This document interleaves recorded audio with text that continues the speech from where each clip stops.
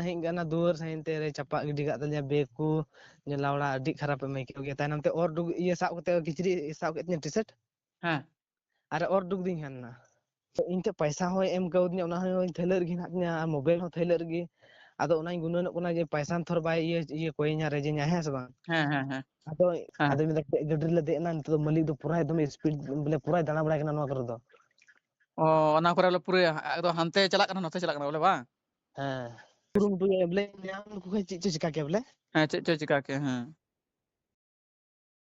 जोहार गे गाते को आर पे को तलारा आर तीन नवा वीडियो अगू कते स्टार करना आर गाते को तीन वीडियो दो जहां ब्लॉग वीडियो दो बांग ना मेन खान तीन का वीडियो अगू स्टार कदा गाते को तीन वीडियो दो एडी दुख और एडी भावना सला बनाव कदा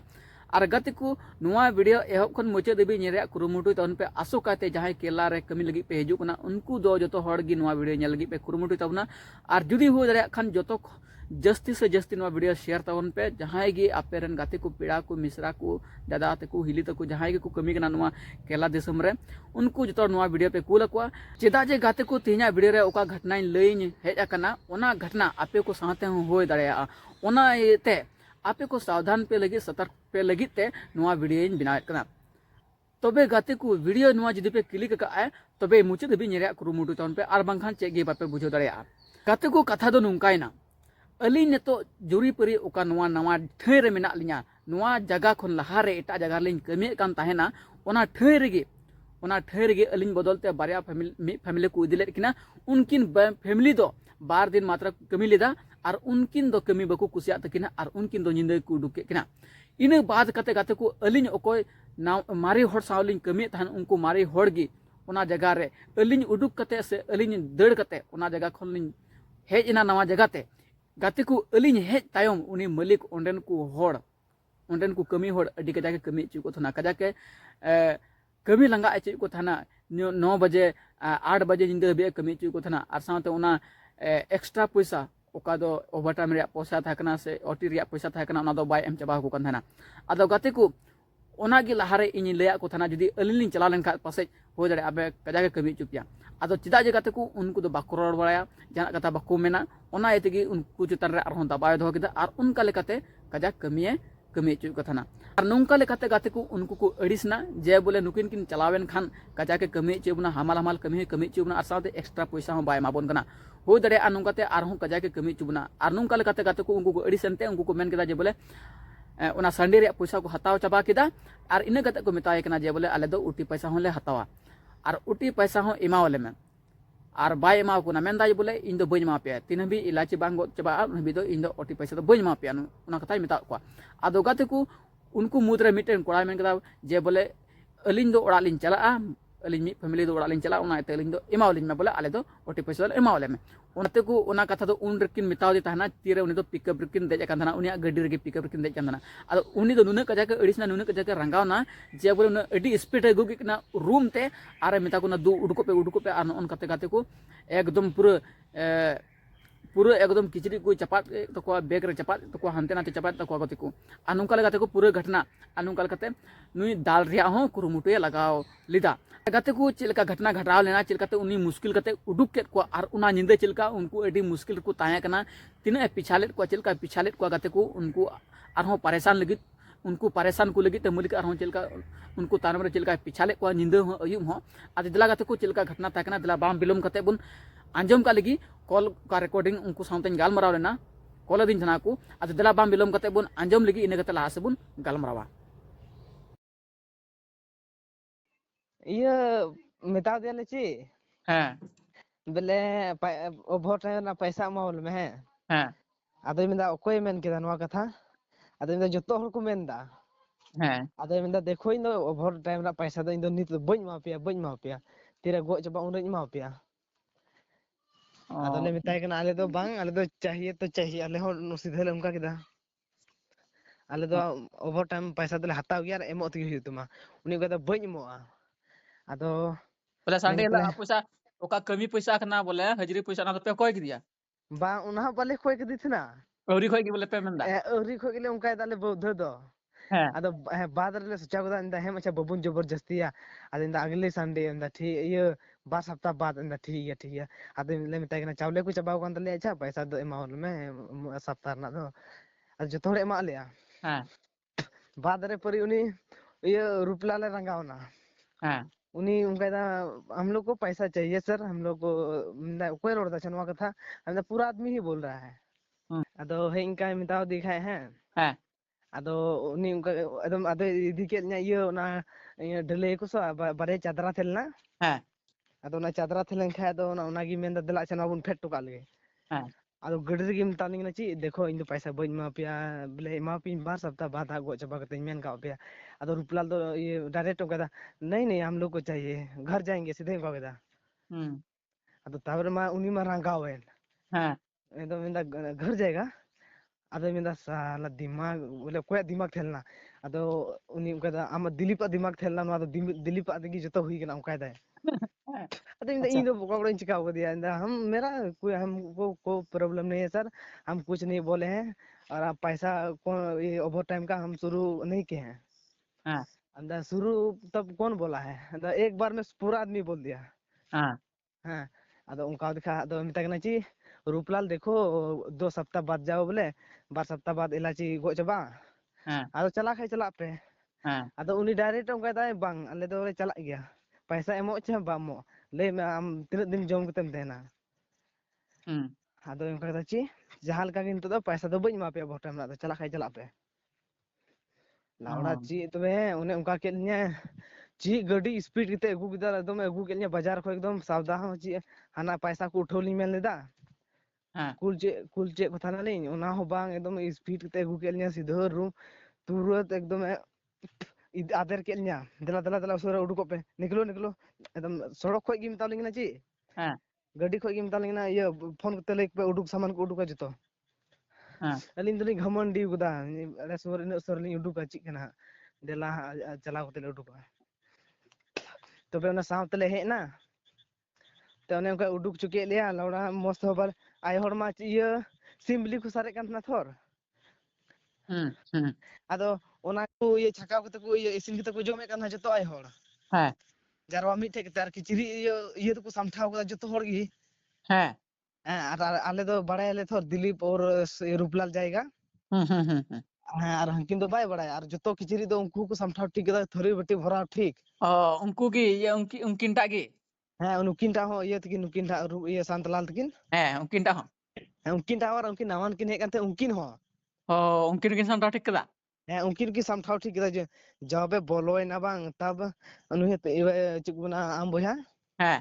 उनी हो बाय हरक का किचरी को मिता दे हरक में देला उसरा बाय हरक ला किचरी हो कली ओना डिपची के भराव केदा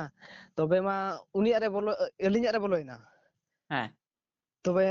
हनी अरे उचोड़ना उनी शांतलाल हाँ उनी अरे चोरना उनी आम भैया इन भैया बांग उनी मलिक उचोड़ना हाँ चोरना हाँ बाद रे उनी जब ये नेल के ते ओना किचरी समठाव को थरी बेटी को तब मा उनी मलिक मा पल्ला गरो मेनता है हाँ साला 30 खोई पे प्लानिंग पे बनाव का था पे बोले तीना चुतिया पे बनाव कितना बोले पैसा कोई कितना पे नहीं तो जतो पे समठाव ठीक कदा नहीं तो माने बेग को चपा हो ना चपो जाम सनाम दुवर को एकदम सनाम में चपना अलिना उना मशीन थेलन ये मशीन चिकुंता हाँ जनरेटर मशीन है उना हेंगना दुवर सहिन तेरे चपा गिडी का तल्या बेग को जे लावड़ा अडी खराब में के गया तानम ते और डुग ये साब कते किचरी साब कते टी-शर्ट हाँ अरे और डुग दिन हन्ना तो और डुग दिन ना बोले चिचे मितई लगी हाँ तो इनते पैसा हो एम कउदनी ओना हो थैलर गी ना मोबाइल हो थैलर गी आदो ओना गुनन कोना जे पैसा थोर बाय ये कोई nya रेजे nya है सब हाँ आदो साब दिन थे का आदो पूरा हुतमा पसिर को दिया हाँ अरे देखो सर हमको परेशान मत कीजिए हम जा रहे हैं पहले हम लोग जाएंगे अभी जाएंगे हम लोग को पहले कपड़ा सब यहाँ से निकालने दीजिए आदो जब हम आंग बका लेका किचरी को भरा चो लेसे ची हाँ चे ओका हाँ आदो उनी दो बा आदम उडुक किन्या आदो यही चलावना आदो उनी हम बुया हो दे हिजु में नसना आदो उनी बाय अंजम दा तो पैसा इंगी साउरी किदा ने देवाल थे ओने ढेका सटाड़ के दिन नोल थे हाँ ने टिंगुइना इन कते नते कोड़ा में ढेकला किन्या ढेका सटा अनहोय आदो है हाँ बाद रे आले उडुक लाइना थोर आले दो पूरा गड़ी बोले तावना बे नेल के लिया तबे नुकु सांतला ये सांतला नावानी दो बाय बड़े थो नुकिन किन चला कना हाँ इटे बाजार से चलाव काना चलाव ता ना आले नेल के लिया ओंडे तिंगु काना ओंडे तिंगु कानते बस ये थे हाँ तबे नुकुटा को उडुक ना परे तबे मा हांडे चलाव कते नेले को रूम मा जतो को सफा टेक के हाँ कोई बा नेले ले थोर हाँ बाद रे उनिया मा आरो दिमाग मा ये चबाइन ते एकदम पूरा रंगा चबाइना तो गड्डी मा दे म रेस और बाजार और बनार आया ओड़ा और बाजार पूरा अटेंड दा आले बोले ओ बराय हाँ ले बोले कार हेना को नाम को ची च बोले चिका गया हाँ बोले पूरे पूरे सिंदरा पिया हे पूरे सिंदरा ले तो आले नुई कट ये गड्डी ले दे ना ओंडे गी हाँ आले दोले उडुकना मिता दिले कटा पना इदी टुकले मा दिन दहे मदला अदो बाजार ले तिए केदा आदिन मिता को लौड़ा नुकुमा जतो ओंडे ताड़ाम तो हिजुक खाय मैं था को हाँ हाँ नाम को तो ड्राइवर लिंग मिता दे देखो भाई मतलब आमरन जायगा ते कोठा ना खाय बोले कॉल को में और ओंडे उनको फोन और ना को अगु को बोले नुकु इमरजेंसी रे ना को नसना ते उनी ऑटो वाला बात बुझाव के गया तबे उन्हें फोन दिया रे गाते कोड़ा तुरंत चलावना अरे मिता दिया बोले ये एटा गड्डी दो आलो को दिजो बोले इन चलाव कते अगुए को खाय भाड़ा आम को हतावा से ची हाँ हाँ हाँ हाँ आदो उन्हें मेगदा है बकु दिजो इन मिता को बकु दिजो दु चला चय तो उन्हें चलावना उन्हें गड्डी को तहलना उन्हें तो मालिक को उन घड़ी उना करे पूरा अचूर बड़ाय कान ना अदो बाय ᱧᱮᱞ ᱧᱟᱢᱮ ᱠᱚ ᱛᱮ आदो उनको मा गड्डी को दे छुट्टी इन तैनम तमा ओ अच्छा अच्छा अच्छा अच्छा गड्डी गड्डी फोन दिया था उन्हें कुल किदा हाँ बोले लय दको ते बांग आले गी फोन कते ले गुली के को हाँ आदो मिदा गड्डी ले देना तो मालिक तो पूरा एकदम स्पीड बोले पूरा दाना बड़ाय कान नवा कर दो ओ ओना करे बोले पूरे एकदम हानते चला कना नते चला कना बोले बांग हां अच्छा अच्छा अच्छा अच्छा अच्छा नुई बोले आरहों बोले आपे बोले उनको परेशान रिया बोले आरहों कुरुमुटु एथना बोले चिनु और परेशान कुरुम तो बोले नाम को ची चिका के बोले हाँ चे चिका के हाँ तो उनको तो मिटंगा ये उनी नामानी रन गाते को खेल अंतर गी हाँ हाँ डायरेक्ट ना ऑटो तो ओंडे को इदी चुक दिया रूम रे को गितिना हाँ आले तो कटापना ले ना दोसर लो उनको कटापना को है ना गाते को कॉल रिकॉर्डिंग पे आंजम किदा अड़ी दुख और अड़ी भावना की बुझोना गाते को आपे हम पे बुझो किदा पसे और गाते को नुआ वीडियो ओकाñ अगु का नुआ इना वीडियो बनाव रिया मतलब तो नुआ ताहे कना गाते को केलार रे जहां के पे कमी कना जहां जगह रे पे कमी कना ठीक गया हफ्ता हफ्ता पैसा अतांग रे कुरुमुटु ताउन पे और ओका ओटी से ओका ओवर टाइम रिया पैसा कना उना हो अल्पे दोहया और पे दोह लेखान नुका गे आर को मुश्किल पिया पे मुश्किल पे पड़ा दाड़े और साथे गाते को इलाची बागान रे कमी और साथे नुका गे और एक्स्ट्रा कमी कद ढलई कमी होइना से नुका बोरा दिपिल होइना ठीक है नुका ना कमी दो गाते को थोड़ा एक्स्ट्रा पैसा हताव रे कुरुमुटु ताउन पे